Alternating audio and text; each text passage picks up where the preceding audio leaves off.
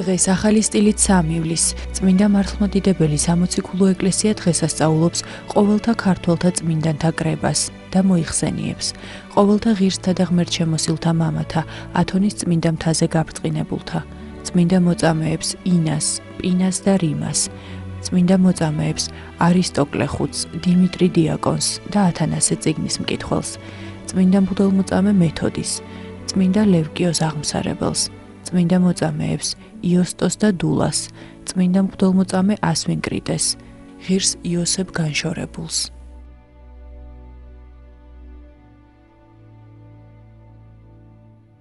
წმინდა ლევკიოს თავდაპირველად ევტროპი ერქვა. იგი 11 წლისა იყო, როცა დედა გარდაეცვალა.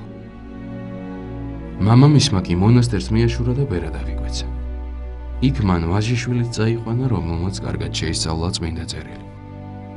როცა იღუმენი გარდაიცვალა, ძმებმა წინამძღვრად 18 წლის ევტროპი აირჩიეს.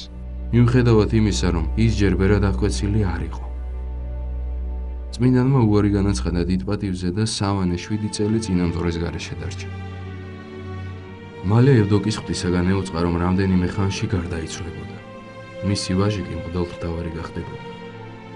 მამას ევტროპის ახალი სახელიც გაუცხადა ლევკიოსი, რაც ნიშნავს სული ღვთისა სუფევდეს მას ზედა. მალე მას მღვდლად დაასხეს ხელი. შემდეგ კი ερμის მონასტრის წინამძღვრად დაადგინეს. მას ღვთისაგან სასაულთმოქმედებისა და ბოროტსულთა დასხმის ნიჭი მიემადლა.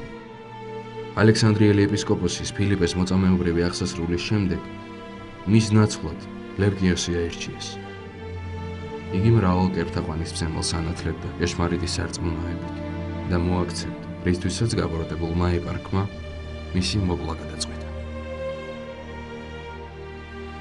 წმინდა მღვდელმთავარმა თავისი ტახტი ღირსეულს დაუთმო, თან გაიყოლო დიაკვნები, ევსები, დიონისი, 5 მოწაფე და იტალიისაკენ მიმავალ ხომალდზე ავიდა. მალე მათ შეუერთდნენ მღვდლები ლეონი და საბინი. წმინდა ლევკიოსმა გზად მოაქცია ტრიბუნი 67 მხედართთან ერთად. ქალაქ ვრონტისიოპოლში ჩასულმა მღვდელმთავარმა განაგრძო ღვთის სიტყვის ქადაგება და მრავალი ადამიანი შეეხმოდა ქრისტეს ეკლესიას.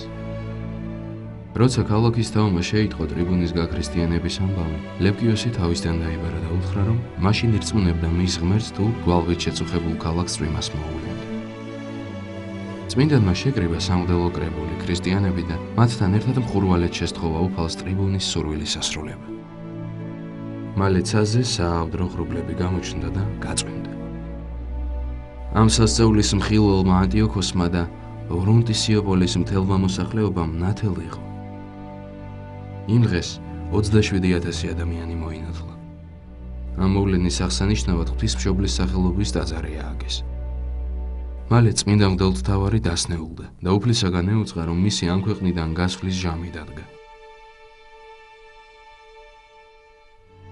მან უხმო თავის მოწაფე ანტიოქოსს და სთხოვა, იქ დაესაფლავებინათ, სადაც ალექსანდრიიდან მოსული ხომალდი მოადგა ნაპირს. ანტიოქოსმა შეუსრულად ხოვნა მოძღვარს და მის საფლავზე წმინდა ლევკიოსის სახელობის ტაძარიც ააშენა. ნეტარი მამის უხრწნელ ნაწილებთან უამრავი სასწაული აღესრულებოდა.